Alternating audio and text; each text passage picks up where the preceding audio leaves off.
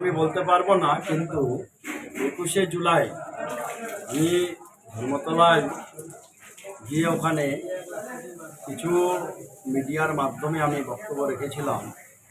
সেখানে আমি মোদি, সাহা এবং শুভেন্দু অধিকারী ওনার নিয়ে কিছু মন্তব্য করেছিলাম, বা যা কিছু ওরা করেছে বা করছে।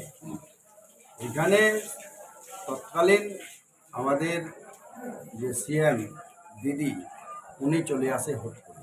সেই সময় আমার মুখ থেকে একটু স্লিপ হয়েছিল, সেটাকে কেন্দ্র করে এরা বাড়াবাড়ির চেষ্টা করছে। তার সাথে সাথে সেই ভিডিওটাতে দেখবেন আপনারা যে সঙ্গে সঙ্গে আমি সরিয়েও বলেছি। তারপরেও ভিডিও মিডিয়ার মাধ্যমে, সাংবাদিকের মাধ্যমে আমি আবার প্রণয় একটা সাংবাদিকের মাধ্যমে আমি ফ্রেশ হয়ে আবারও সরি বলেছি। তা সত্ত্বেও এরা যে ডিপুটেশন আজকে এরা দিতে গেছে, কার বিরুদ্ধে যাচ্ছে?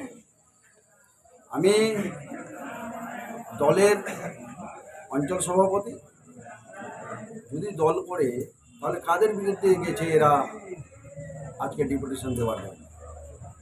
আমার মিস্টেক হয়েছে, সাথে সাথে আমি সেটা প্রাচীর করি। সর্বোপরি আমি প্রায় 30 থেকে 35 বছর ধরে আমি হিন্দি বলে আসি। বাংলাটা ঠিকমতো আমাদের হয় না। এর আগেও কয়েকবার বলেছি যে বাংলাতে আমি অনেক দুর্বল। হ্যাঁ, তা সত্ত্বেও এইগুলা কে করছে? এবং 3-4টা জিপি মিনে এরা আজকে ডিপুটেশন জমা করতে গেছে। তৎকালীন আমাদের জিপির মানুষ যারা শুনতে পারল, আপনারা দেখতে পারলেন,